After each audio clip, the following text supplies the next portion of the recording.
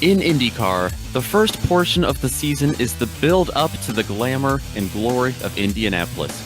But for the ultimate Conquest Online Racing Association Throwback Indycar Series, presented by 9-4 Motorsports, the racing at Indy has come and gone. The bricks have been kissed, the milk has been poured, and the wreath has been worn.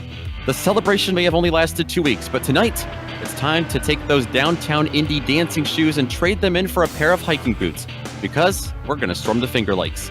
Hello and welcome to the Global Sim Racing Channel's coverage of Round 9 on the year for the Eucora Throwback Indycar Series, as we bring you scenes live from the historical Watkins Glen International. Bringing you all the Empire State action this evening will be Rocco Stallone, joining yours truly, Nick Schmeg. Joe Peak will be directing this evening, and despite capsizing his kayak in Seneca Lake just before we went live, he's been able to dry off those cameras that are once again provided by Dougie Beard. From a village with checkered flag crosswalks and race car drivers' names engraved on every other step of the sidewalk, you know there's got to be something special on top of that hill. Until just a few years ago, IndyCar did venture up that mountain. And before we make our virtual return tonight, let's get a closer look at WGI with the GSRC Track Guide.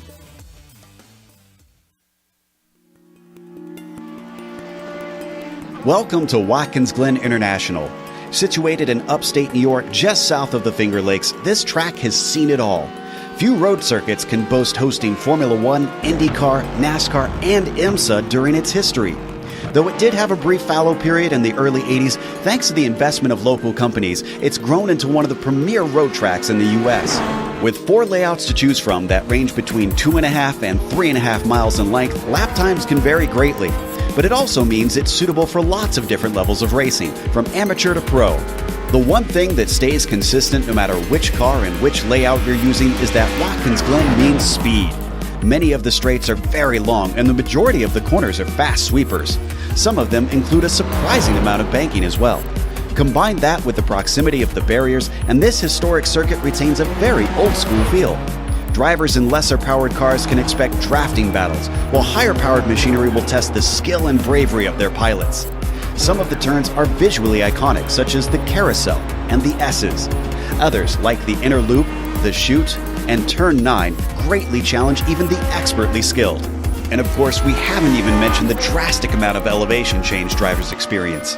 Between its rich history and popularity among drivers, this track stays busy and seems likely to be that way for a long, long time.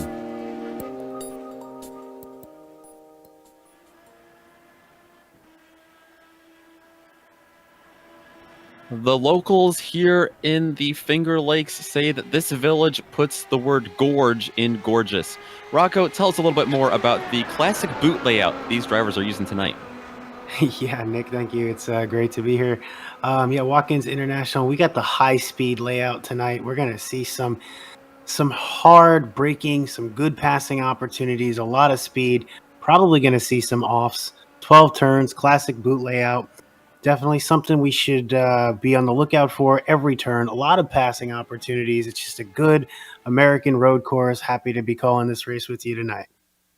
Certainly is. Certainly one of my favorite tracks, of course. And the drivers, we're not too sure because they're going to, be fighting for points as well. We're almost halfway through the season. As we take a look at these driver points, it's Paul Jenkins still on top of things. He's got an 81-point lead over Dan Guerin. Brian Beard sits just a little bit ways back as well with 102 points up to Jenkins. Then you've got John Garrett and Brandon Schoen, who are just peeking their nose up there. I think the real challenge, Rocco, comes in the top qualifier points. Yeah, Nick, and this is a nice little competition they have amongst the qualifiers. And Brian Beard we see on top, a gap of 57 points between him and Paul Jenkins. A little further back is Eric Jeffers, and then a nice little tight battle between 3rd, 4th, and 5th. We got Dan Guerin rounding it out with Nate Burke for the top 5.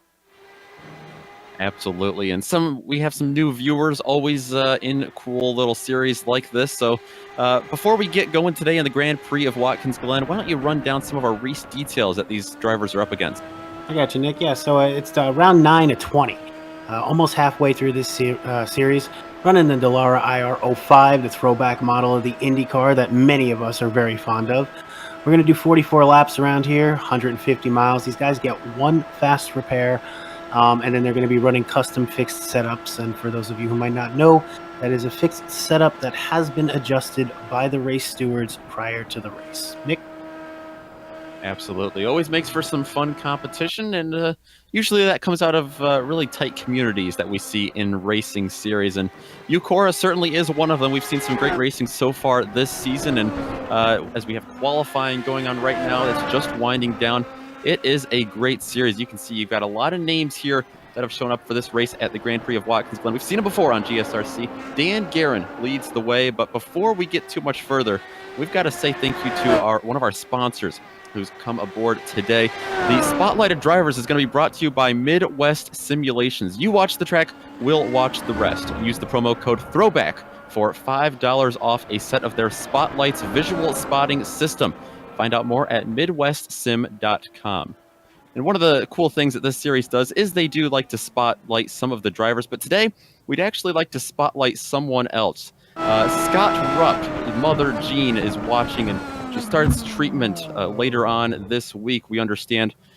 Miss Rupp, our thoughts and prayers are with you. We thank you very much for joining us here today at the Glen.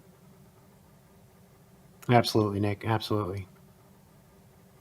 We've got just a few minutes left, and since I last said that Dan Guerin is at the top of the board, I'm not seeing too much change. In fact, I don't see too many drivers out there, really. He's got a really nice, about half a 10th second lead over Brian Beard and Justin Kirby, who's poked his way up into the third place spot. Yeah, it's good to see these guys back on the road. We had the break at Indianapolis. Fun, fast, always fun at Indianapolis. All the pageantry and all the classic going on. Motegi Grand Prix, was when the last time we were on a road course, and Brandon Schoen showing the way. We'll see if he can do it. He's actually been the winner of both road races so far this season. Of course, the other one being at Circuit of the Americas earlier in the season. Yeah, he's been fast, but right now he sits back in fourth place as we ride on board here with Richard Swafley. And it's going to be very interesting. It's always fun to see the road ringers, at least on the NASCAR side of things. When you come to tracks like Watkins Glen, you don't think of road ringers really sticking out in IndyCar because they are really more so half road courses and half ovals. But we are going to be visiting Road America, Sonoma, and the Daytona road course later on this year. But just a few seconds winding down now, and we've seen Jason Galvin actually come across the screen. He's going to come across the line, and he's going to start in the top 10, it looks like. Yeah, we see a few of these guys finishing up their lap. Take a look at John Garrett here, currently listed in 9th spot. Also checking out Jonathan Aliota, running a little bit behind in 22nd spot, trying to do some better laps. They only get to run 4 laps here in qualifying. It's a 10-minute session, but if they don't get 4 laps in, it's going to be the best one that they put up. John Garrett is going to be sitting in 9th place. No improvement there. And that is going to do it for qualifying.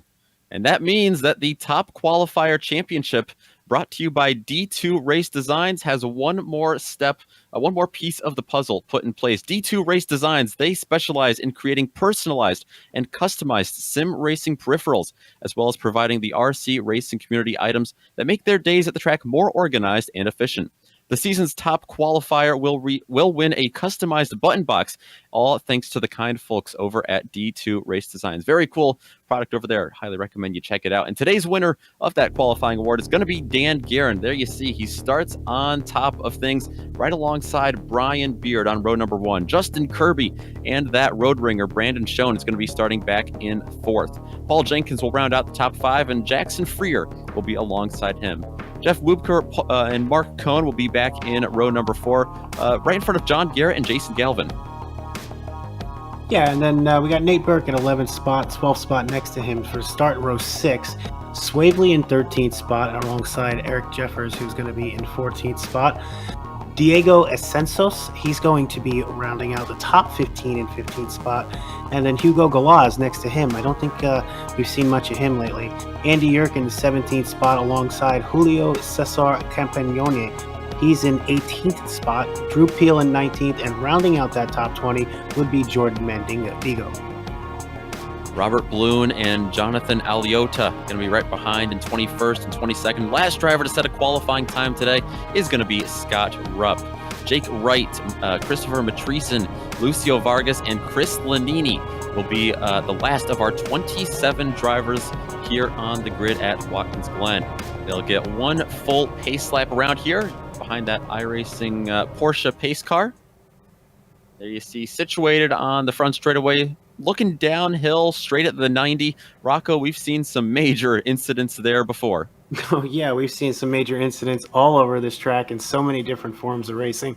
That's why a road course like this is fun. A lot of these guys really know it, so it's not more of a challenging the track. It's more about racing each other, because when you're at like last time we were at a road course, Motegi, you could tell a few of the guys hadn't run a lot of laps, but it's hard to find a road racer who hasn't done his fair handful here at Watkins Glen. Another cool little part of this series is when they say throwback, they mean it. Even the weather is a throwback. It's a constant weather that they've got going on. 94 degrees on track right now, 78 degrees in the air. But it's a pretty windy day. These tiny cars coming out of the south, or these tiny cars are going to be thrown all around with that wind coming out of the southeast. Oh, yeah, absolutely. That's what makes it fun, though. I mean, it's not fun if it's going straight. So, yeah, we'll see how these guys handle the dirty air. We'll see how they handle being out front. Hopefully seeing a few lead changes today and seeing how a couple different guys can handle it out front.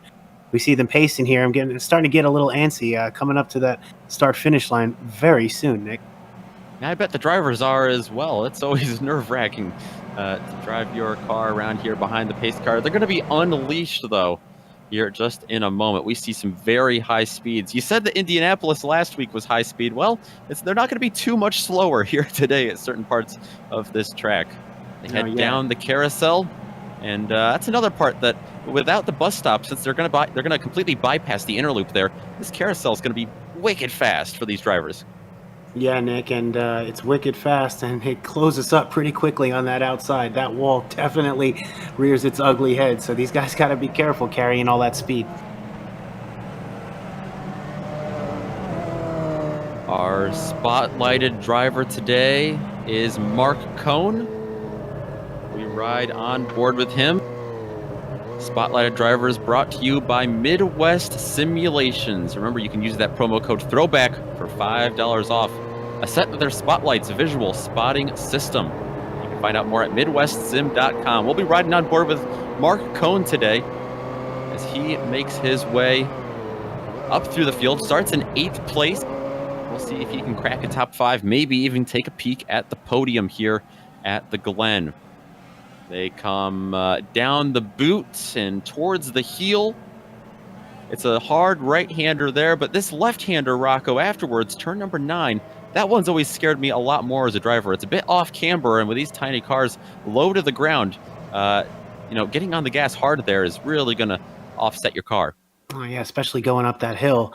Throws off the handling completely, so everything's all out of whack. Seen some interesting passes in that corner, some really heavy braking zones. It's fun to watch that. Tough to control, but we'll see how these guys handle it. Absolutely, and they're not going to have to handle it once or twice. They're going to have to do it 44 times, 150 miles of Watkins Glen International. Round number 9 of the Eucora Throwback Indycar Series about to get underway. It's the Grand Prix of Watkins Glen, and it's Dan Guerin who sees the green flag first. Out of the final turn, he's on the loud pedal. 27 Throwback Indycars storm their way down into the 90. 3 wide and a couple rows back, a couple guys off. We got contact in the back. Definitely a few guys. Bad start early on. Let's take a look and see who that was. I saw John Garrett flipping towards the tire barrier, but back up front, Dan Guerin leads them all.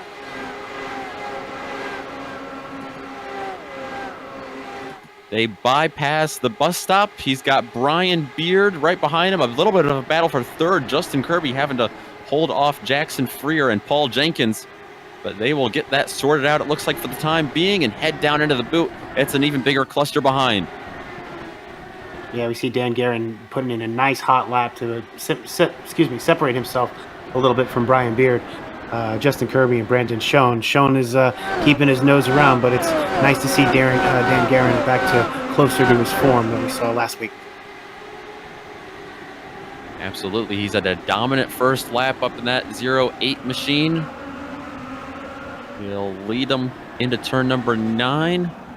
Not too much change at the front of the field after that start. Making sure all these drivers get through these later parts of the track clean. It looks all good.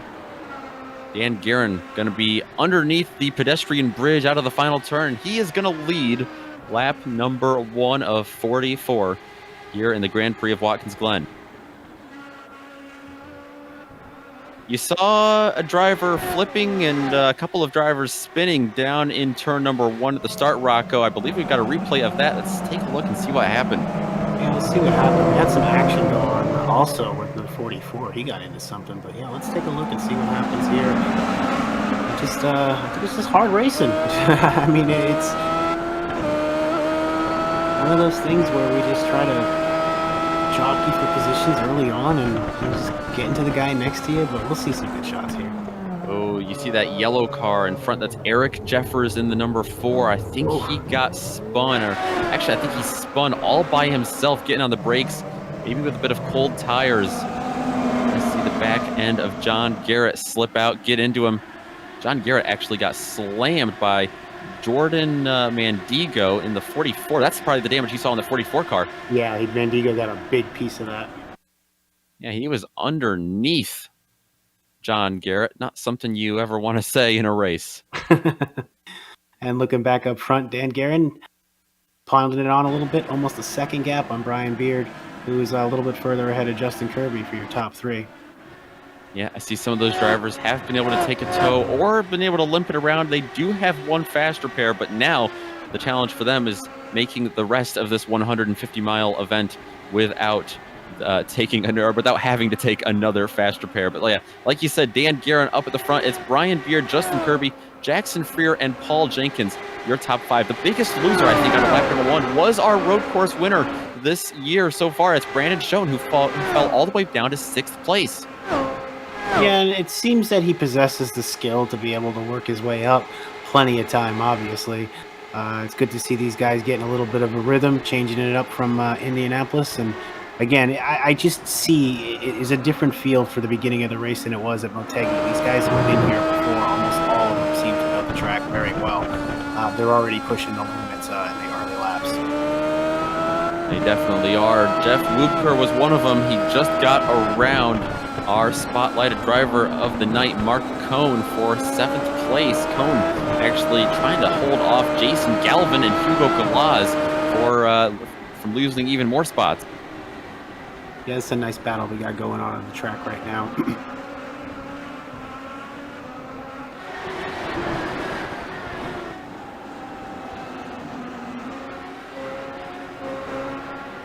Woopker continues to lead this little battle.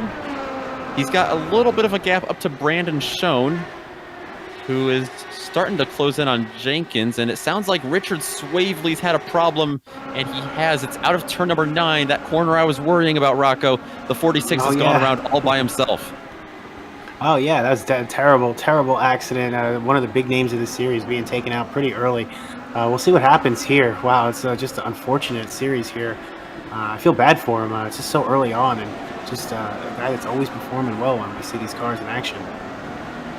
Even the most talented have lost it here at the Glen. Thank God that Armco barrier was kind of bent there a little bit towards the towards the left.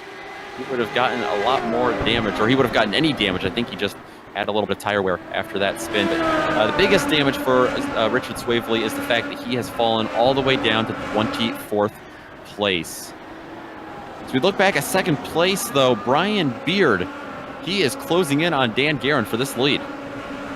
Yeah, it looks like he's bringing Justin Kirby along with him. This battle for the first spot has definitely tightened up since we last saw it. See Beard, sticking his nose in there, trying to just kind of get a sniff and seeing how possible it is to make this early pass, but tightened up a bit. We see 4th spot, Jackson Freer back there. He's starting to take a peek too. I was about to say that battle has allowed Justin Kirby and Jackson Freer to start to get their cars up in camera shot. Guerin came so close to that wall out of the last turn there. That is a tough one. You got to get up on that curb, but it's right there, right where the wall is as well. Mark Cohn continues to struggle, but he's trying to get back around Jeff Lubker for 7th place. And he's going to be side by side through the S's. That's Jason Galvin giving a little bit of a help to Jeff Lubker up through the S's behind. They're going to go 2 by 2 down the back straightaway. Oh, we got some Galvin coming in. He's trying to make it 3 wide going down the stretch.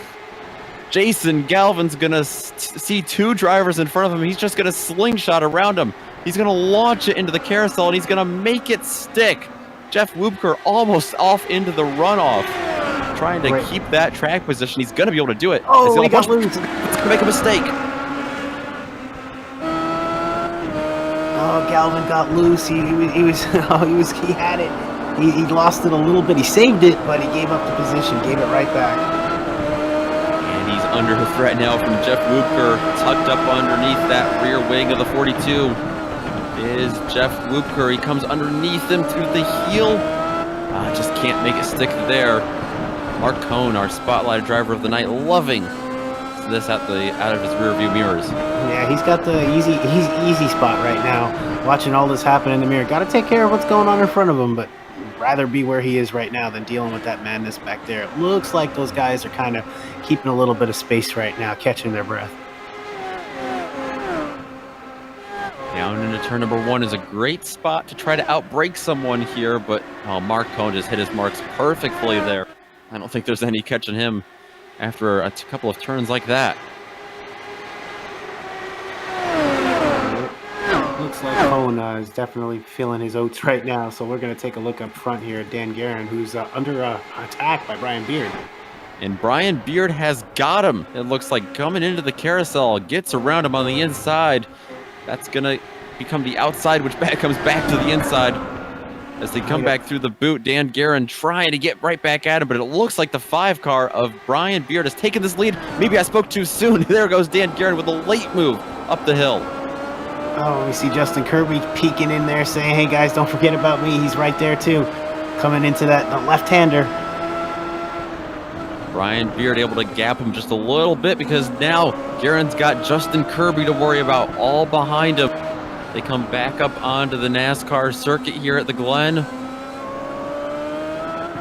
Brian Beard, a couple turns away from leading his first lap here at the Grand Prix of Watkins Glen. And of course, if these guys listen to me, they'd turn into the wall. Yeah, I said we were going into a left turn and they turned right. Sorry about that. Dan Guerin came awfully close to that outside wall there in turn 11 once again. Not close enough, though. Always fun to watch these guys go so wide out of turn 1. Use that runoff, but just make sure that you get back on before that grass tries to steal your tires right from underneath you. They are going to have another go at it, but this time for second, Justin Kirby. Going to look to the inside of Guerin, who he's not going to lose another spot there.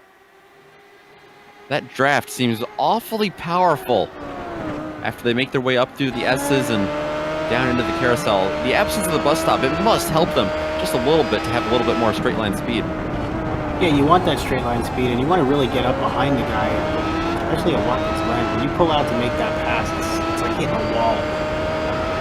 You're getting so much draft from the guy up front, and you turn and go to make a nice pass, and it's like you're going against 500 more pounds of pressure, and the car just stalls. You hit that big wall of air. You got to watch out for it.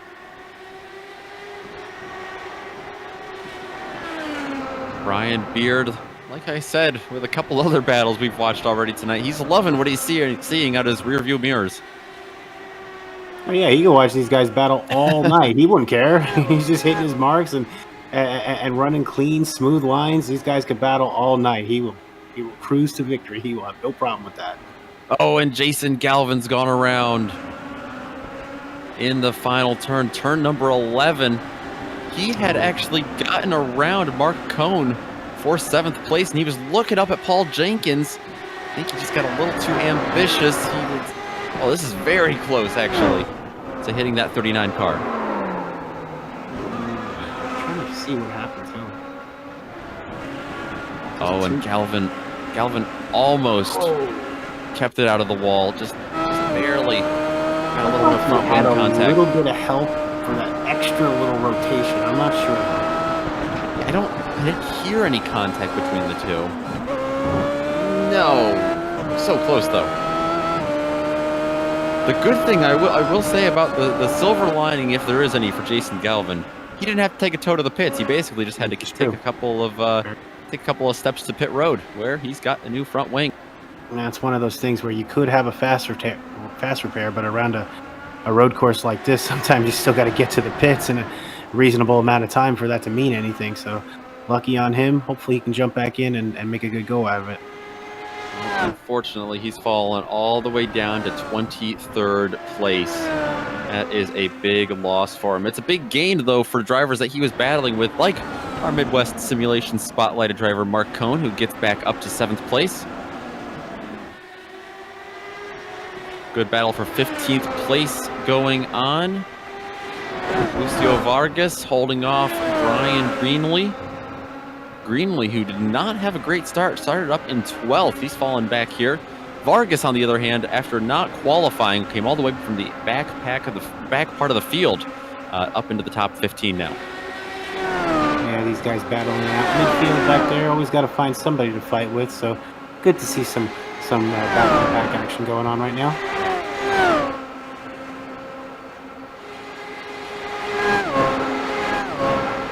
See if Greenlee's able to get any kind of a draft. It looks like Vargas has gone just about half a car width, that is, to the right. It's not going to be enough, though, because the 38 of Greenlee sends it in underneath. And he's not going to be able to clear him. Now he is. A little bit of a bobble there as he enters the boot. I've seen a couple of drivers do that tonight. Yeah, especially with the pressure, that other car on his outside trying.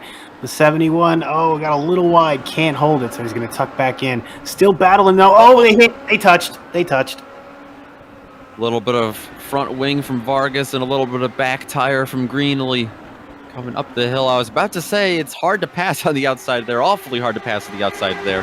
I've only seen it done once or twice before, but you can certainly muster up a big run down into the heel there. I agree, Nick. I feel that was a fairly ambitious attempt there. He had a good run going, just ran out of racetrack. But on the bright side, they were able to drive away from it. A little bit of bent metal, but in a race like this, where you see guys going off almost every lap, you just keep on moving and you keep moving along and finishing. Finishing is what a lot of these guys are hoping to do tonight, and that's the biggest challenge. Absolutely. We're taking a look at that battle for 7th place once again, and actually Vargas's teammate is Hugo Galaz. Big shout out to the driver of the number 18. He's come all the way up from 16th to 8th, and he's looking to get around Mark Cohn, our Midwest Simulation spotlighted driver of the night. Yeah, right behind them with Welker trying to inch his way into the mentioning here. They ride nose-tail 3 cars in line. And Rocco, one thing that we haven't talked about tonight is the fact that their fuel window is coming to a bit of a close. 15 to 17 laps is about what we're looking at on average. Yeah, and you could tell that they made that fuel load just enough to mess with these guys. It puts them in a tough spot. We've seen 2 stops that some of these races do well. We'll see how that translates into the Watkins Glen course today as far as fuel strategy.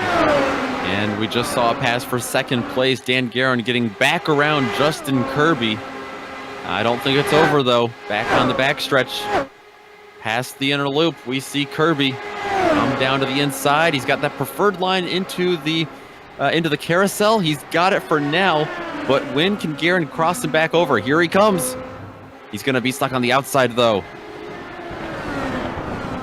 And Guerin a little lighter on the gas than we just saw before with the other 2 that resulted in that contact. I think it was good for him to lay off that. I don't think he had that, but he is trying again. He's just letting him know, hey, I'm still here. Tries to get around on the outside of the toe, and he's got it. He's going to be in that toe of Justin Kirby now. Oh, gives him contact. Gives him a little bit of a send into the heel. I didn't see that one Wow. coming. I didn't either. That is a heel that stepped on a nail. I think Kirby didn't see it coming either. Wow. You have to take a look at that again. It was just the slightest bit of contact too. I don't think Dan Guerin ever intended for him to get that close to him. I think it was just, it might have been a little bit of net code actually. Yeah, and I was watching him, and he said he was in the slipstream, and I'm thinking, like, when is he going to come out of the slipstream? Had a big run just before he was able to do anything up with it. Accidentally gets into the back of Justin Kirby, who doesn't lose nearly as many spots as I would have expected. He's only down to 7th place. No, but the pride is hurt. You know the pride is hurt. Oh, yeah. And now he's got someone else to worry about. Jackson Freer. Dan Guerin under pressure again as they head down into the boot. It's Jackson Freer, who started back in 6th place, the driver of the number 25. Now he's caught him. Yeah, and that's something you see a lot. You're just cruising along, you're hitting your marks, and you're feeling like you got a good flow, and then you make a big mistake, or in this instance, have something done to you, and it's like you never drove before in your life. It always takes you a couple laps to get it back. And it looks like Freer losing touch to Dandy Dan Guerin just a little bit. And Nick, you know who's happy with all this? Our Brian leader, Beard. Brian Beard. Absolutely. Brian Beard looking for his first win of the season. Oh, and I saw them go by Drew Peel. He was getting back on. There's a gravel trap over there. He was already a little bit bogged up on the steering, though. I believe he had an incident. Well, this is a long time ago. He's limping that car back, and he has made pit road. I had thought he went over off by the track by the Jackie Stewart grandstands, but I don't believe he did. I think he went off further, much further before that. But there's our leader, Brian Beard. Like I said, going for his first win of the season, holding off Dan Guerin by about 3 seconds now. It's about the biggest gap we've seen in this race. Dan Guerin trying to get back up there and trying to get his 3rd win of the season. He's been the king of the Midwest so far with wins at Kansas and Iowa. Didn't win at Indianapolis, though. So I guess not all of the Midwest. And he just had a big slide, actually, I think. Yeah, I think he's driving a little angry after that. That allowed Jackson to really come up on him. Yeah, Guerin just had a big slide through the boot. And that has allowed Freer to come up and catch him. It's also allowed a little bit of a peek back from Brandon Schoen, who's had a very quiet race back in 4th place today. And Guerin just a little bit of a wiggle, nothing too major, but it did allow Freer to catch up to him. It looks like he's kind of controlled that damage a little bit. He's controlled the damage in terms of track position, but in terms of the ground on track, he's lost another second to Brian Beard. Yeah, and Brian Beard, what could you say so far? Solid. I mean, he hasn't had a very difficult time as far as traffic. Driving Watkins Glen at a high speed is not easy. But he's been smooth. I mean, he's had no reason not to be, and he's just kind of going about his day, not putting a wheel wrong so far. So good on him. A nice early lead. Still plenty of time, and anything can happen. And we also got pit stops to come, so that always brings some chaos. Yeah, we're at lap 14 now. These drivers have a little bit of a limited fuel cell. It's about 70%, 73% actually, about 16 gallons a tank that these drivers are driving strapped onto the back of their seats with.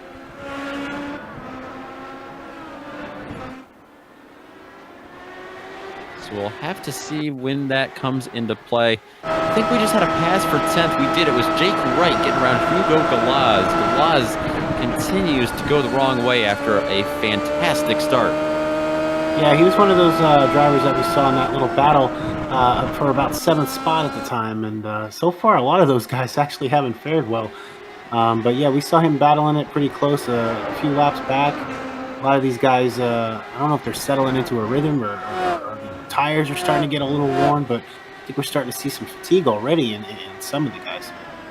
Yeah, Jake Wright, certainly one of those drivers that's been able to put together a solid race. Started back in 24th. Didn't set a qualifying time, so we didn't quite know what his pace was, but he's showing it to us now. He's got some pretty nice pace here at New York's Thunder Road.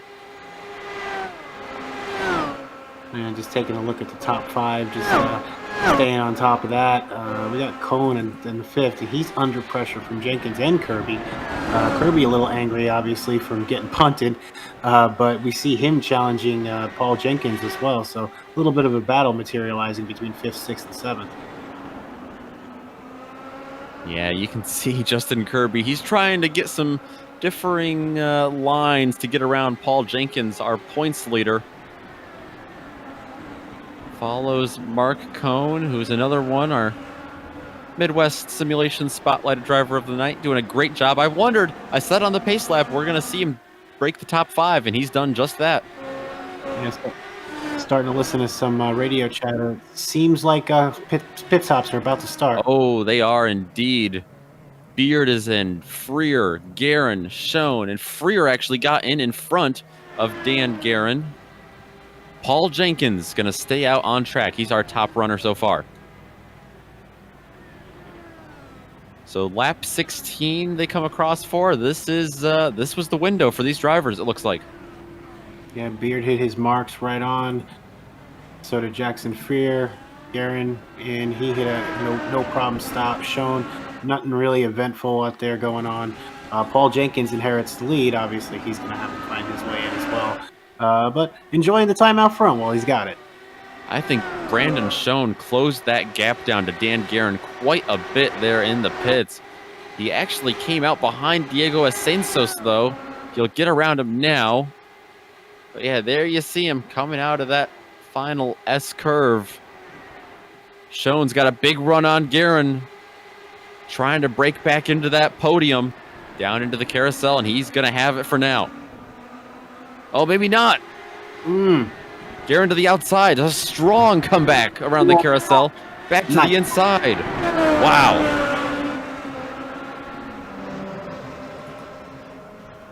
Haven't seen that too many times tonight. That was a strong move by Guerin. It was nicely set up, too. It was clean. Good on both guys. Yeah, Guerin already lost a spot to Freer as they came into the pits. He didn't want to lose another spot to Schoen as he came out of the pits. Paul Jenkins is in the pits. Jeff Wubker has followed him. Sounds like we had a bit of a spin from the 70 car of Jonathan Aliota. This happened right in front of Jenkins as Jenkins was trying to come to the pits. Oh, that's rough. Oh boy, that's scary. Yeah, see a car facing the wrong way there, man. Especially when you're all alone on the track, your reflexes are a little dulled out, and then it's just like, hey, how you doing? Jeff Wubker actually had a very close call with him, it looks like, as well. He tried to get to the pits, but they've all gotten there cleanly and in one piece. Wubker's was actually a little closer. Let's try to see if we can ride on board with Jeff Wubker. He had a very scary moment. He could have gone around the outside, but he was committed to going in the pits here. This is him down in the boot. We'll ride on board with him all the way up until he comes into the pits. It also gives you a sense of how quick a reaction you need to have. Oh, absolutely. This one might have been I haven't seen it from his onboard yet, but it might be just a little bit of luck as well. I don't know if I would have been able to react quickly. Whoa! Yep. That's impressive. And Wubker's going to make it in and out of the pits in one piece. He's almost caught onto the back of Mark Cohn and Justin Kirby, who battle it out right now for 6th and 7th place.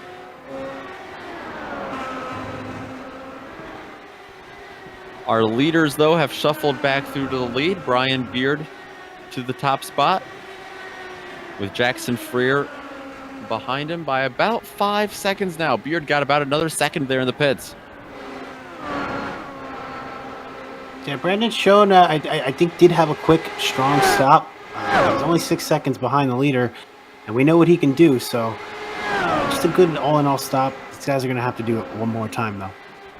And Dan Guerin, another strong move into the carousel. He takes that second place spot over Freer. And he's already looking like he's pulling away from him.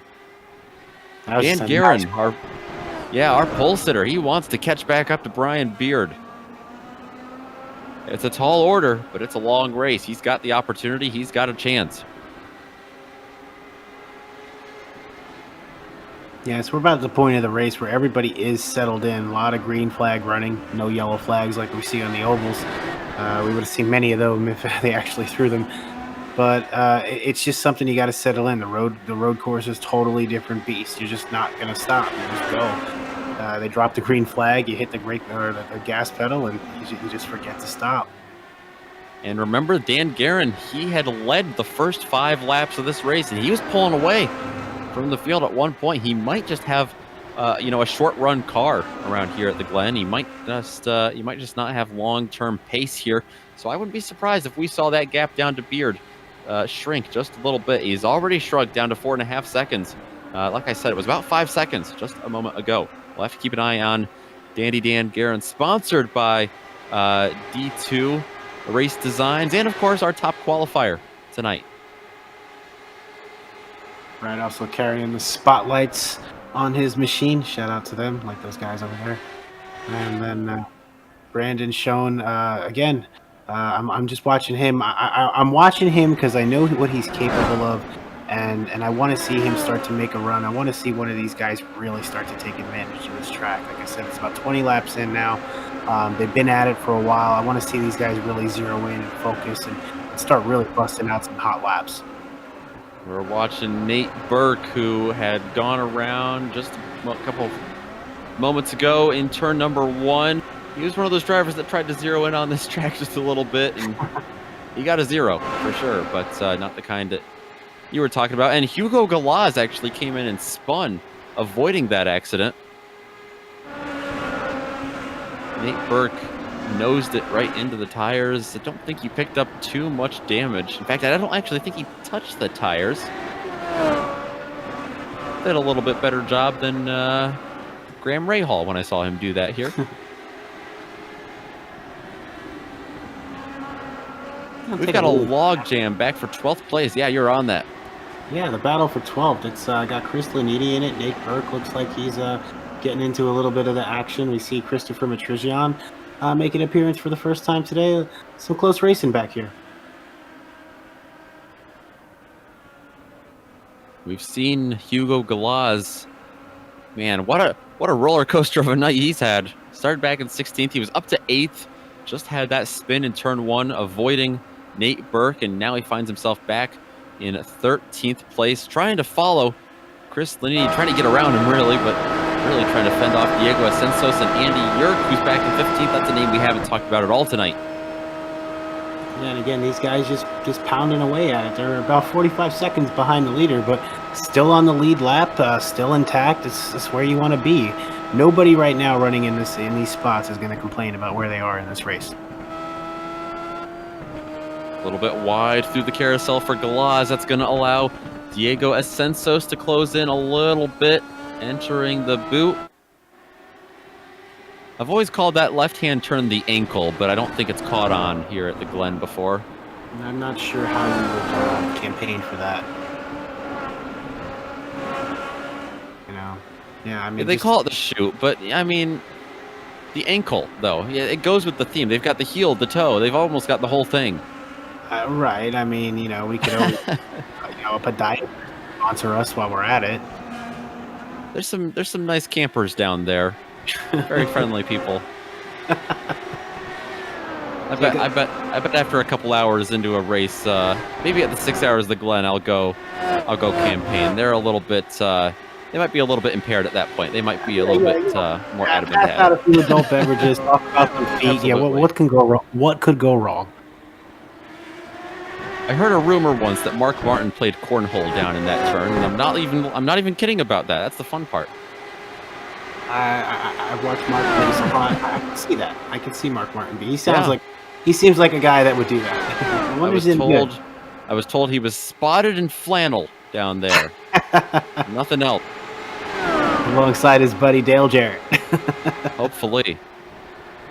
As we see Hugo Galaz try to make a little bit of a dive underneath Lanini. Right through the chute, we'll call it. Not able to get that job done, though. Lanini still holding on to 12th place. They've got a long ways up to Christopher Matresian. About 11 seconds, if I'm seeing that correctly. Yeah, 10, 11 seconds up to Matresian. Yeah, he's just kind of cruising all by himself. He's got someone 7 seconds ahead of him, 10 seconds behind him. He's got the track all to himself. He's just out for a little drive.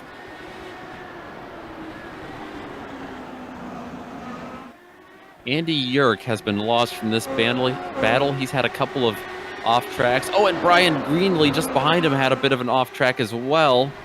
It was coming out of the exit of 9. It's just a little bit of a mishap there. Take a replay. It's not going to look too dramatic on screen, but when you take a look at the difference in timing and scoring, you'll see just how crucial an error something this tiny can be. Especially when you're running this hard, you're working so hard to earn every 10th, and then you just give it back up like that. And just go back to work and start chopping off those tenths one more time. Just a quick note, nothing major, but Dan Guerin has eaten a little bit into the lead of Brian Beard. A little bit. Yeah, a couple of tenths I'm seeing. He's getting a good few hundredths every lap as we've got side-by-side behind Lanini. Galaz now under threat from Ascensos, who's going to shoot right by him through the chute. He gets that done for now, but we've seen Galaz strong through the toe again. He's very strong down the inside. Oh, but that's going to hurt his momentum, I think, coming back uphill. Yeah, Sensos with a little bit of the nose chop there. He's not really looking to give that position back.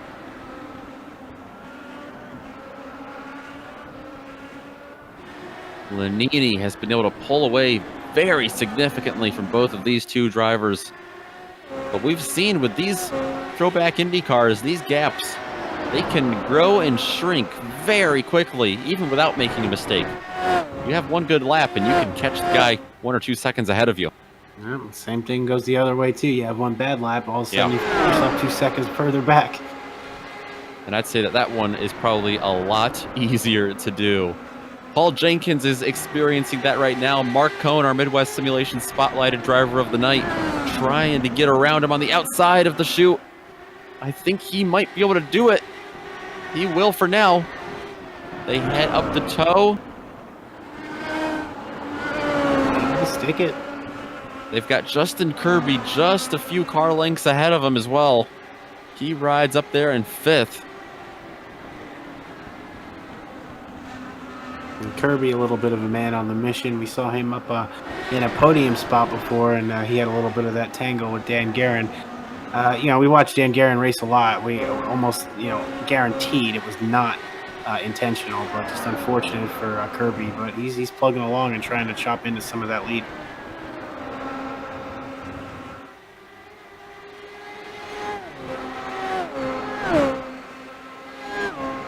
Kirby's got quite a ways up to Brandon Schoen. That is a 10-second gap there.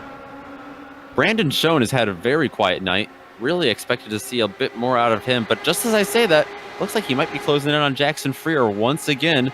He's looking at a podium. He's just been comfortable looking at it so far tonight. Not been too aggressive to get up there and get around him. Right, and Schoen is obviously on the top of anyone's list as far as favorites to win these road races. But yeah, he's definitely eating into that gap real quick. He's going to be right up on Freer here in a couple turns. I don't know if he's turning up the wick or what, but we're starting to see some movement from Schoen. Brandon Schoen, like you mentioned, 2 wins on the year. They both came at the 2 road courses we've gone to, Circuit of the Americas and Motegi. Those are 2 very technical racetracks, whereas Watkins Glen a little bit more just about pure speed and getting around here in one piece. Oh, sounds like we had a problem further down through the field. Is that Jason Galvin? He's out of the car. Oh no, Galvin. He's had a mistake somewhere. Or an issue. I see him go through the grass, but... he just pulled off. He just stopped. He took a shortcut to the NASCAR section of the track, and he's left the server, so all is well over there with Jason.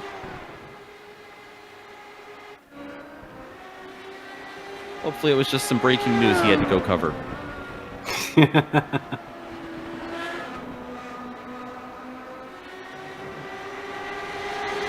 Rocco looking on track. It seems like most of our battles have died down a little bit. These guys have gotten very comfortable. A little bit here at Watkins Glen. Took him 25 laps to do so, but just as we talk about 25 laps into this race, you got to remember, lap 30 or so is when these guys are going to have to start coming back into the pits.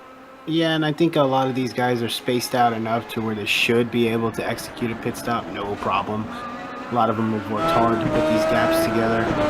Yeah, we see all the way through the top. I mean, 5th place is 18 seconds off the lead, and again, that's Justin Kirby shown in 4th spot. Beard, Aaron, Freer, 3. It's settling in. It's long racing, and this is where the challenge starts. This is where you got to start battling yourself. Your brain starts messing with you. You know, the feels of the car start messing with you. It's just now you start battling your own mind.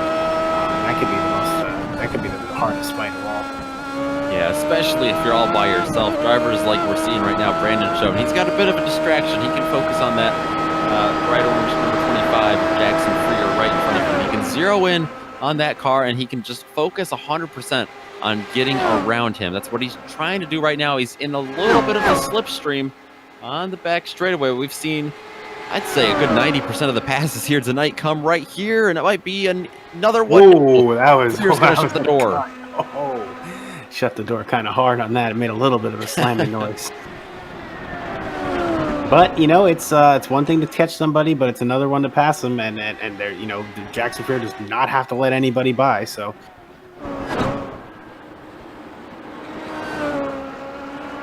He certainly doesn't, and he's not. He's keeping Schoen at bay.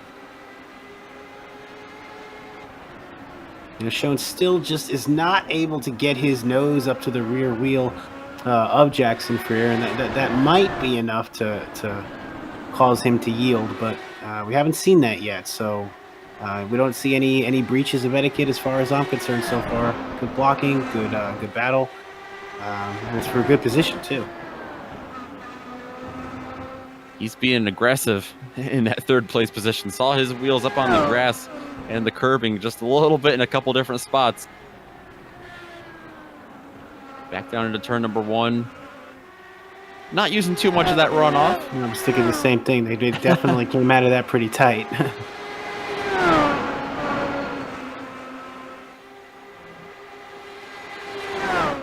Schoen just kind of mirroring Freer up and down the track. He's just right in his slipstream.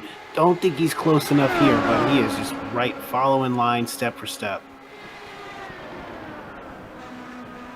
He's creeping just a little bit.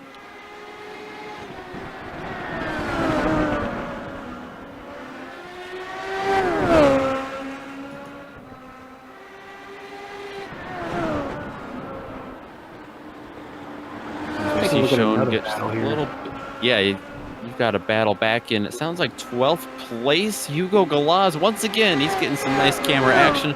Diego Asensos. He's closing in on him. In the frame. Yeah, slowly but surely. You know, liking his camera time and enjoying it. Going around some lap traffic there. Ooh, is that... not racing like lap traffic, I tell you what. Yeah. Who is that? That's Jonathan Aliota. He came out of nowhere. Okay. But going back to the guys on the lead lap, we got Galaz and Asensos, and these guys have been together, and just watching that battle.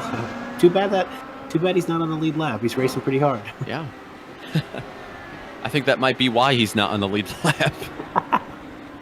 But Asenso is able to get back around him, and he did lose quite a bit of time there to Hugo Galaz, but we'll have to keep an eye on that, see if he's able to close back in on him. Meanwhile, that battle for 3rd place, nothing... Oh, someone has gone around there.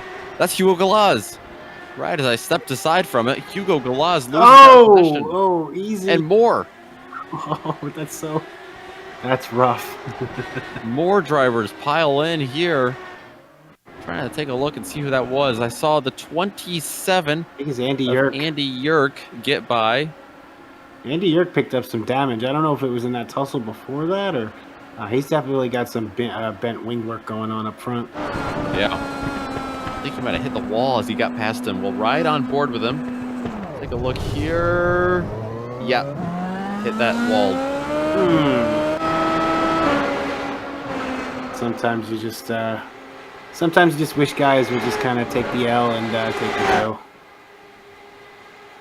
Unfortunately for Yerk, not what happened there. He has to deal with that little bit of a damaged wing.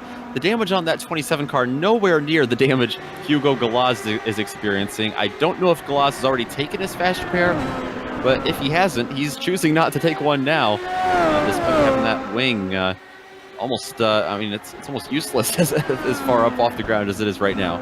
And again, I got my eye always up front. Less than 3 seconds now separating Brian Beard and Garrett. Justin Kirby has wrecked in turn number 1. Oh. We just saw him take the fastest lap of this race. Apparently, he had too much speed, though. Coming down into turn number 1, not able to control all that pace. Hard over the curbs, and from 5th place, hard into the tire barrier, or into the wall. I wonder what happened. That car just had a wicked, like a shimmy. I don't know what car. He got up on the curb. I don't know if maybe the tires came off the traction, but wow. It snapped. I'm sure they're dealing with some pretty worn out tires at the end of this stint, but it certainly snapped on him. And that is going to promote our Midwest Simulations Spotlighted Driver of the Night, Mark Cohn, up into the top 5 once again.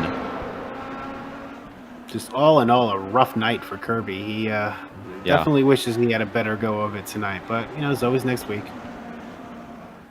He's already retired from the race, as well as Jonathan Aliota and Jordan Mandigo. They've also had to put it behind the wall tonight. Hugo Galaz has taken at least to the wall. He's gone to the pits, I can report, to get a new front wing. Back for 2nd place, Jackson Freer. Oh, sorry, this is 3rd place. Jackson Freer holding on to Brandon Schoen, but maybe not for long. Schoen's going to go to the inside here of the chute, or of the carousel rather, but headed down into the chute again. Jackson Freer, this time from the outside, holds on strong into the boot. He's going to keep that podium position. Nice defense by Freer. Trying to set up a good run down the bottom of the boot. It's uphill. You need a big run out of the toe. A little bit of a bobble from really both of those drivers. We ride on board with Schoen. There you see. Through the suspension. Trying to creep up on him. He's been following him for the past dozen laps or so, with pretty much this entire stint after he came out of the pits with him, and he's probably going to end up going right back into the pits with him here soon. And there's no reason to separate yourself if you're running with somebody. Oh, looks like Schoen's going into the pits. As I say, they're not going to separate. Okay, thanks, guys. Absolutely. He's followed Dan Guerin in there as well. He came in from 2nd place. Beard stayed out. Freer stayed out. Cohn stayed out. So a little bit different strategies here, instead of all the leaders coming in at once like we saw on that first stop. Yeah, it looked like Dan Guerin was a little stronger on the long run than Brian Beard was. So what are we looking at here? About another 14-lap stint on these tires. I don't know if we're going to see that much of a difference in race pace from either one of them, but definitely hoping they can tighten it up just a little bit to see what we can get at the end of this race. Yeah, I'd say the worry I have for Guerin is, I think you're right. He was much better on that 2nd stint, but he only closed the gap from 5 seconds to 4 seconds. He's going to need a little bit more than that. Maybe a mistake out of Beard, or a couple of mistakes out of Beard, would reel him right back into this thing. But if he keeps chipping away, he'll at least cut that gap down. Waiting on Brian to pit now. we'll see here through turn number 10 and 11. And he's coming in. Almost have to at this point, right? Yeah. It is a little bit earlier than they have to. Yeah, but you don't want the guys that are chasing you to be on pressure tires. Every lap that goes counts.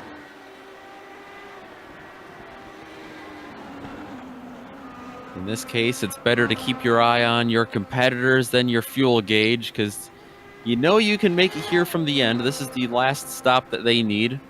Mark Cohn, Jeff Woopker, Jake Wright have come in the pits as well. It didn't look like Beer took tires.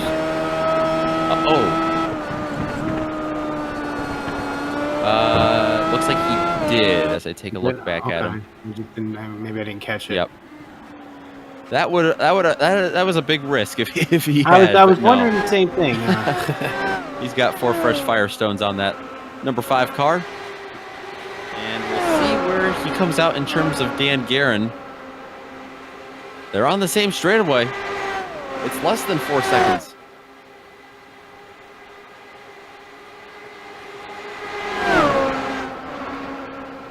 Jackson Freer as well has gotten out ahead of Brandon Schoen.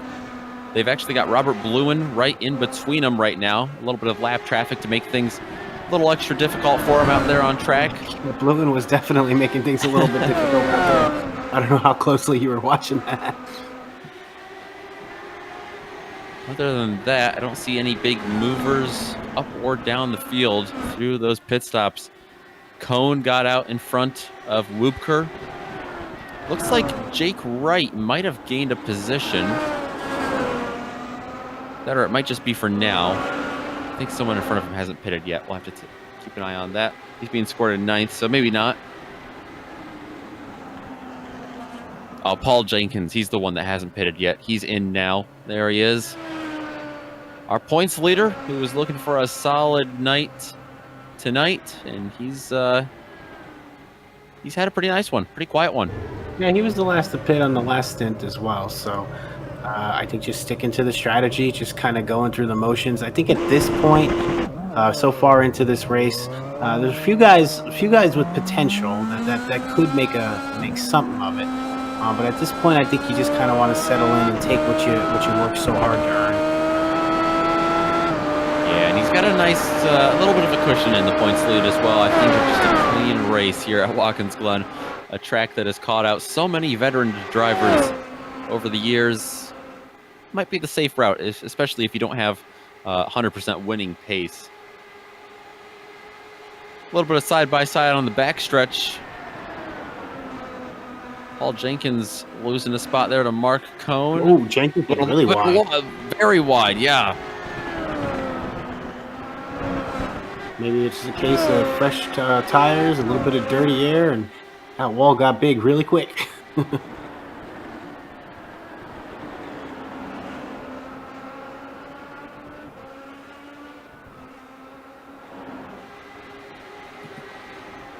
Jake Wright has caught Jeff Woopker out of the pits for 7th place. Jake Wright, who's had a nice job moving up through the field, started back in 24th without qualifying.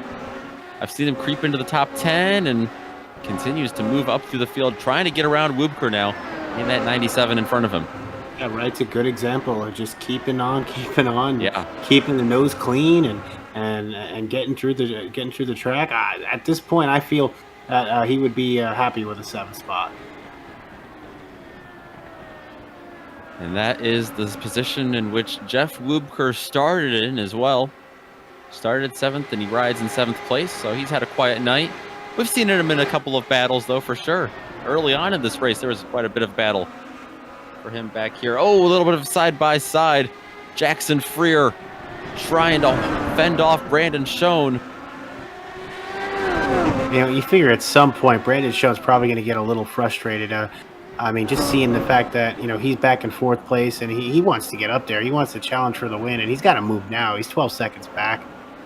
Yeah, well, he's been looking at the back end of Jackson Freer for the past good 15, 20 laps, and I think he's just about sick of it. like you said, running out of time as well because Brian Beard is about to take the 10 laps to go signal here from the man in the flag stand. Beard just now crossing the line, actually just now down into turn number 1. That's the gap in front of these drivers. And Dan Guerin just at the fastest lap as well. He's got that gap down to 3.5 seconds. Well, this could get good. I think it was half a second he knocked off on that lap. He's going to have to ramp it up just a little bit more if he wants to catch him in 10 laps. All I'm saying is the math is there. The math is there, certainly. But will the tires, the grip, the consistency, will all that be there? Oh, Schoen trying to go around Freer here. Oh, goes way down to the inside. I thought he was going to the bus stop there. He's going to stay out. Oh, close side by side through the carousel. Schoen with just a nose in underneath that 25 car of Jackson Freer. Freer's going to stay out front, though. And this is good, clean racing. There's nothing there that I saw was out of line. Great driving by both of these guys. Schoen trying to set himself up to go down towards the heel.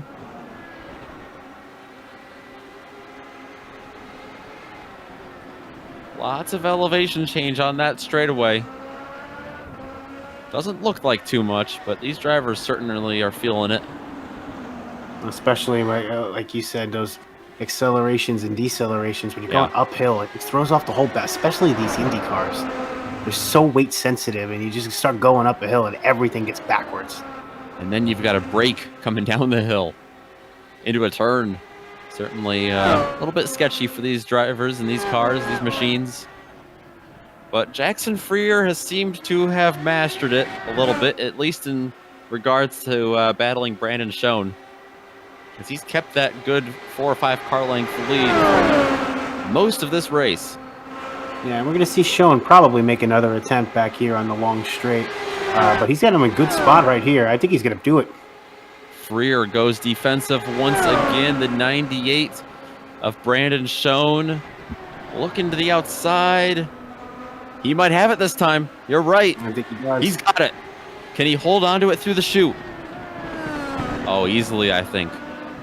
Freer is going to have to give it up. He's going to have to wait until the back straightaway this next time around to see if he can grab it back.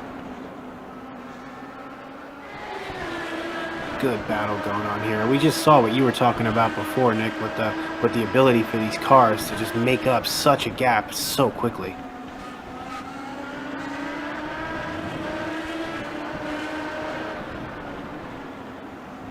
Yeah, Brandon Schoen leads this little battle for the final step on the podium.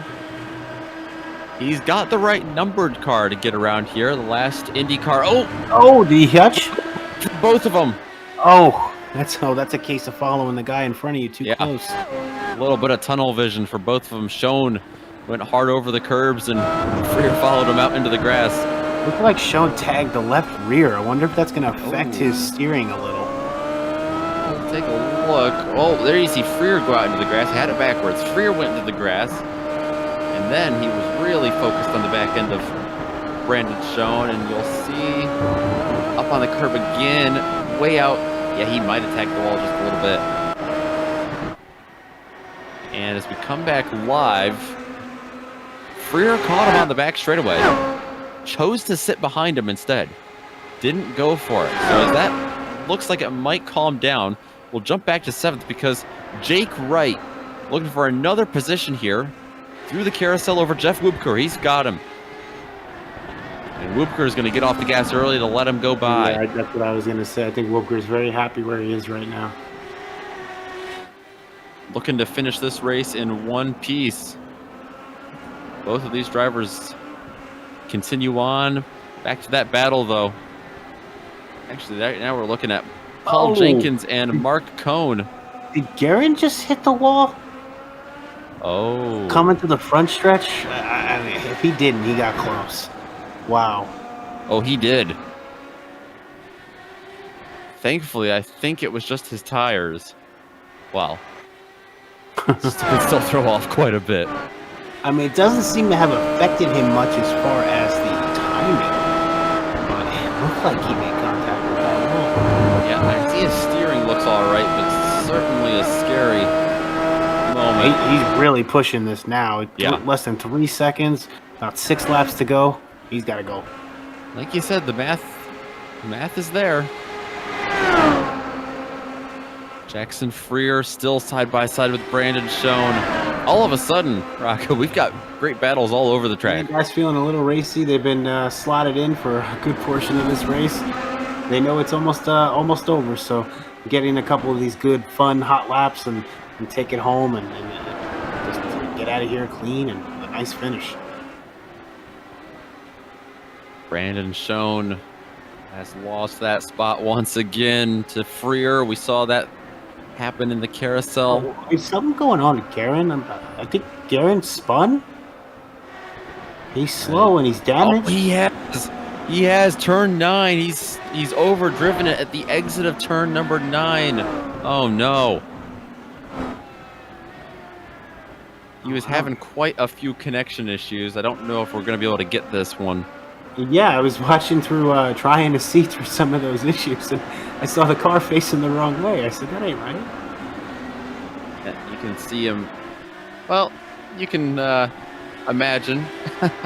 He certainly hit the wall. I think he actually hit the wall, but it might have understeered a little bit instead of, and then that might have spun him out. But he's taken that car to the pits. The damage is done, though. His race is, in terms of competitiveness, over because he has lost that fight for the win.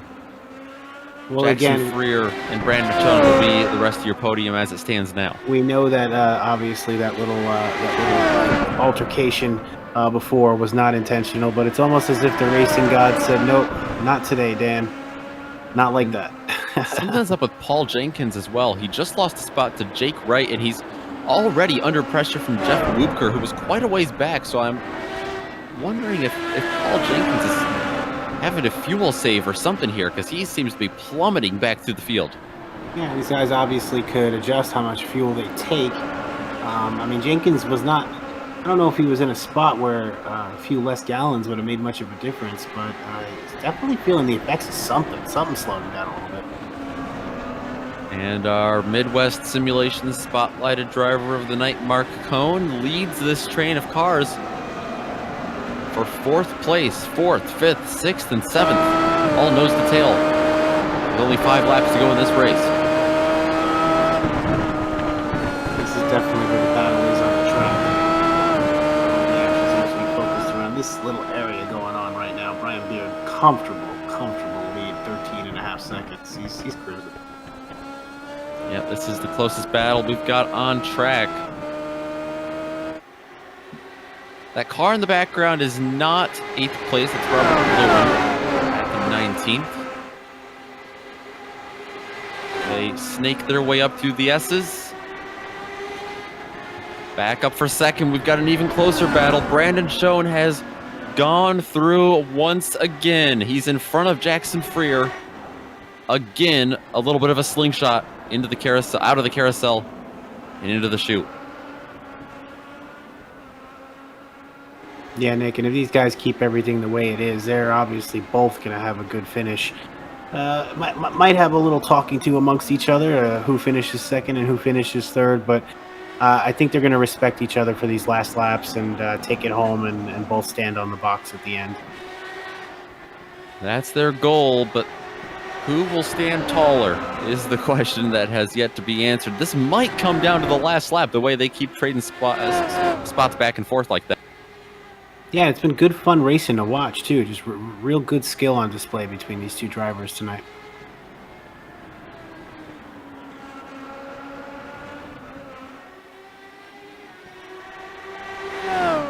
As for 4th place as well, Jake Wright has gone up in front of Mark Cohn. Jake Wright moving up. Wow, 4th spot, qualified 24th. And it does look like Freer is trying to make that pass on Schoen.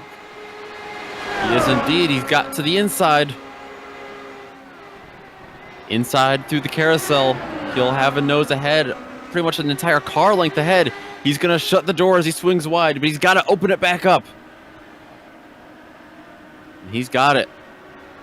Freer, once again, swaps a second place with Brandon Schoen, and he goes to the taller box of the two. Yeah, and I think the way this battle's been shaping up, I feel like we're going to get one more attempt from Schoen for second spot.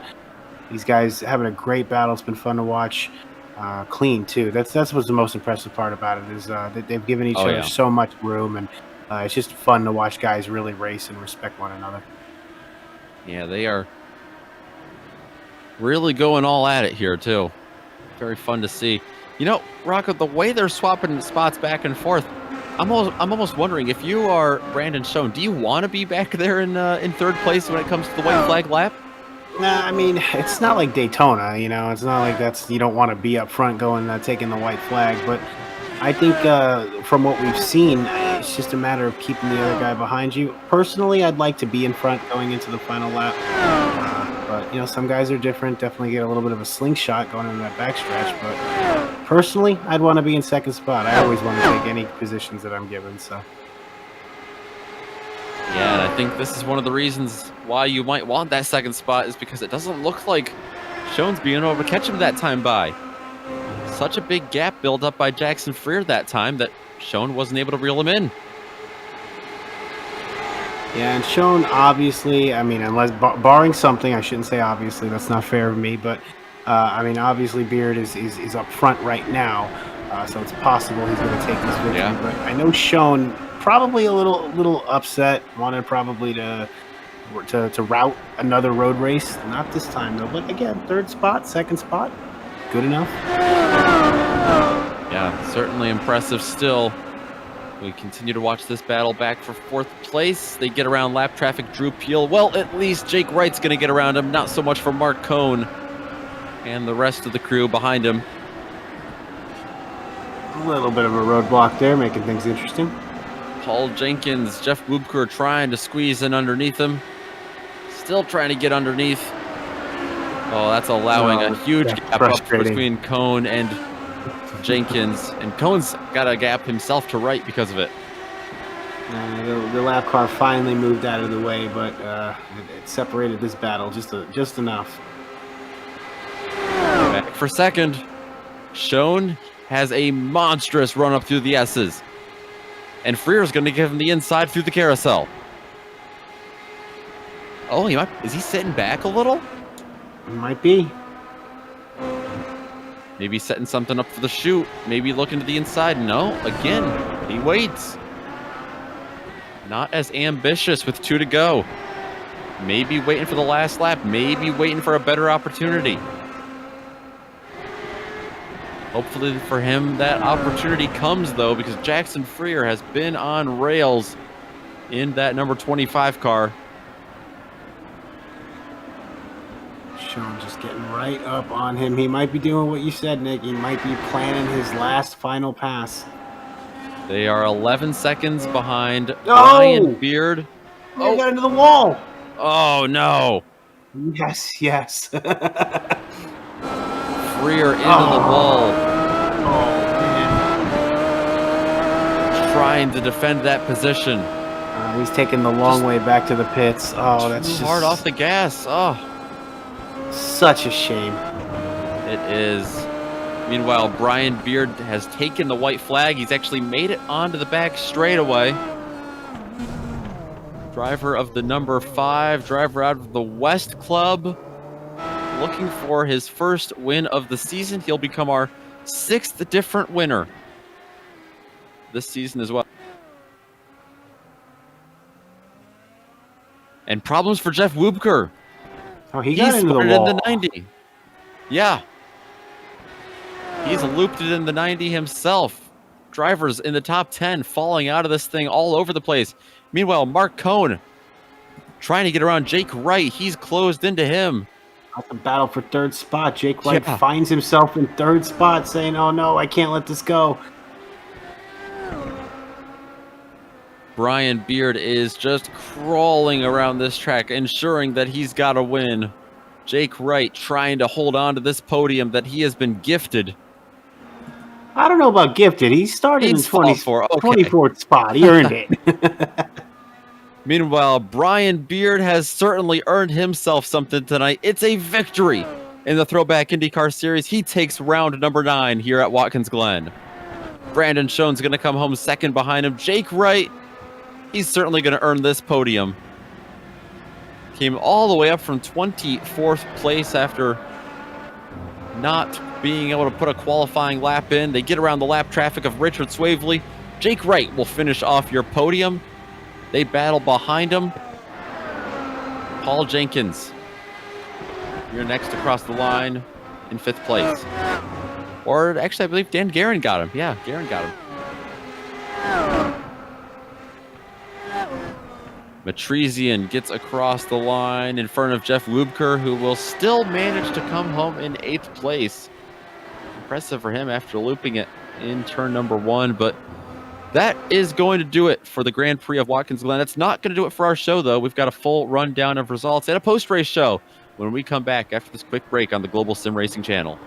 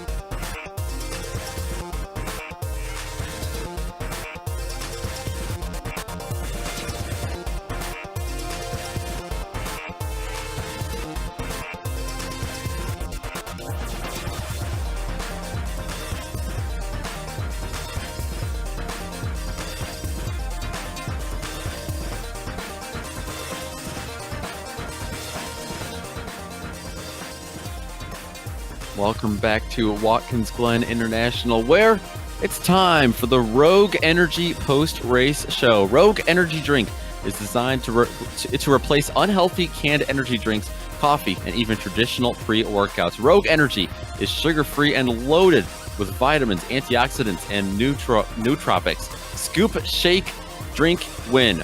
Use promo code UCORA Indy to get 10% off your purchase at rogueenergy.com.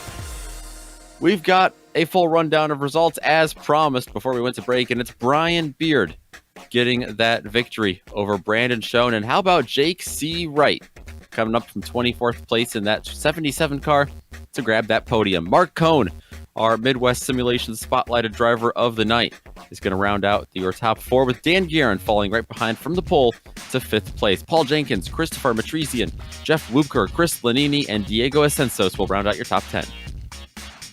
Yeah, and then we got Brian Greenlee, 11th spot, in front of Jackson Freer, who had that unfortunate incident on the second to last lap. Nevertheless, a good run for him, just not the result he wanted to show for it. Lucio Vargas and Julio Cesar Campagnoni in 14th spot, Hugo Galaz, 15th, Andy Yerk, Eric Jeffers, Robert Bluine, 16th, 17th, and 18th, and rounding out your top 20, John Garrett and Richard Swavely. Behind them, you're going to have Drew Peel, Scott Rupp, finishing 3 laps down each. And then you've got your DNFs of Justin Kirby, Jonathan Aliota, Jordan Mandigo, Jason Galvin, and Nate Burke, rounding out your 27-car field. We've got some drivers to talk to tonight. Sounds like we've got our winner to catch up to here at the Grand Prix of Watkins Glen. For the first time this season, Brian Beard, congratulations. You are a winner in the Eucora IndyCar Series. Thank you very much. I'm glad I got this monkey off my back now. Did you think it was going to come at Watkins, Glen? Of all the tracks, oval, road course, how are you feeling coming into here? Watkins is one of my strong tracks. Heron Road, America. Those two places I'm pretty strong at, and I put a lot more time in to make sure I was a little bit faster than I was the last couple of road courses. Had a pretty comfortable lead there towards the end of things, but it didn't start out that way. Had to work for it. Didn't lead the first 5 laps. Talk about that. It looked like, even Dan Guerin was starting to pull away from you a little bit, but you were able to run it back down in the opening stages. Yeah, I couldn't. I didn't have a whole lot of grip, and believe it or not, with this set, there was quite a bit of air wash in a couple corners, and it was killing me coming through the first turn. So I just kind of figured out how to get over that, and finally got a run on him. But he was catching me that last stint. I struggled that last stint. Absolutely. You said you were strong at Road America, but how about on some of the ovals coming up? Looks like we've got Richmond in a couple weeks' time. How about some short track racing for you? You think you're going to go back to back there? It's not one of my strong suits. I'm kind of more of the 1.5 milers, but but listen, I'll do the best I can. I feel you there. Fun on the short tracks, but not too fast. Brian, congratulations on your win tonight. Must be great, like you said, to get that first win of the season finally in round number 9. Before we let you go, is there anyone you want to give a shout out to? Yeah, sure. Eucora, obviously, and Scott for putting this on. My sponsor are 9 Ford Motorsports and D2 Race Designs. All the competitors in here that put on this great racing. And that's about it. Awesome stuff, Brian. Like I said, congrats and thanks for stopping by. Hopefully we get to talk to you again here soon. Hey, thanks, guys. Appreciate it. Brian Beard, always a pleasure to have him come stop and talk to us here at GSRC. Rocco, meanwhile, you've caught up with the driver who finished, a few seconds behind him, Brandon Schoen. Yeah, Brandon, obviously the winner of the last couple of races on road courses. Second spot, still pretty good. You had a lot of battles going on with Jackson until he ultimately lost it at the end. How do you feel about the second spot today? Yeah, second's a good points day. Tried to make it to the finish. I didn't have the speed tonight to keep up with Brian, and congratulations to him for the win. He ran a perfect race. And I'd like to thank my sponsor, 9 Ford Motorsports. Keep in mind they're giving away a full track day to the champion of this series. So all in all, good night. Yeah, definitely. It's good to see that. A good shout out there. So a couple weeks from now, we go to Richmond, completely different animal to a wide open road course such as this. How do you like your chances? Do you like the short track racing? Is it something you look forward to? Not really. My chances are pretty slim, honestly. But we'll give it a good shot, probably.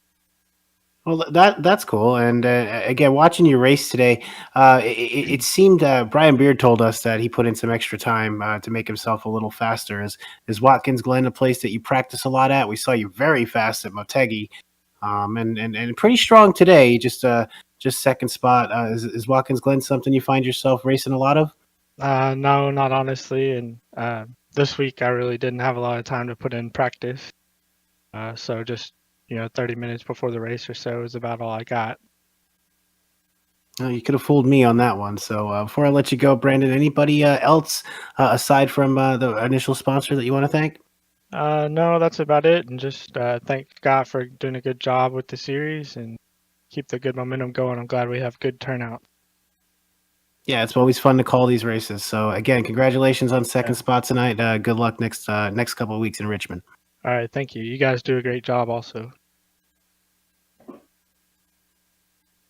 That's Brandon Schoen coming home in second place tonight. Like you said, Rocco, a little bit shy of the win. And Mark Cohn, our Midwest Simulations spotlighted driver of the night, has caught up to us as well.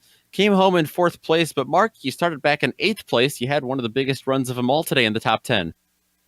Oh my gosh, that was so much fun. Just thank you to Scott Bolster, obviously, for putting everything on. I had a really good time and was glad I could make it tonight. You were really stuck in the thick of battles back there through most of the night, especially there towards the end. we heard from our leader, or our winner, Brian Beard, that there was a little bit of aero wash, a little bit of aero wake that was really throwing these cars off. Did you feel that back there in the middle of all the traffic? Honestly, just a tiny bit. Like, you'd have to lift just a wee bit in the corners more than when you're out in clean air. But I didn't find it too significant. You could definitely battle pretty hard in these cars all race. Awesome. How about the tire wear? How was the grip out there? And the management in terms of coming into pit stops? Oh my gosh, the grip, it seemed like it almost never ended, but then there were some points like that left-hander, kind of the middle of the lap where you were in third gear. I almost lost it once and had a bit of a code brown, but I made it through there barely in position, and it could get squirrely on you. I saw, unfortunately, Justin Kirby, who I had some great battles with. He lost it out of one with that. But otherwise, I mean, there was a lot of grip, but it could definitely bite you if you weren't careful. Awesome. Well, you certainly overcame it quite a bit. It sounds like you had some fun out there, which is always awesome to see. Fun race car, fun racetrack. Glad to see you came home with a great run tonight, Mark. Before we let you go, is there anyone you want to give a thank you or a shout out to? Oh, absolutely. First off, you guys, Global Sim Racing Channel, can't say enough about what you do, and thank you, of course, for having me as the spotlight driver. And then my sponsors, Sam Maxwell Custom, supported me for a very long time. SimLab, best cockpit ever. D2 Race Designs, Midwest Simulations, can't say enough about spotlights. C1 Dashboard, Crystal Times, Graphics Esports, best paint schemes ever. And Thumbs Up, Cancer Down. They do so much to support individuals with cancer. Check them out. They certainly do. Lots of support there. Oh, you can go ahead. Oh, sorry. And again, Eucora, Scott Bolster, you're putting on a great show. Keep up the work. Awesome stuff, Mark. Thank you so much for stopping by today. Hopefully we get to talk to you again here in the near future. Thank you.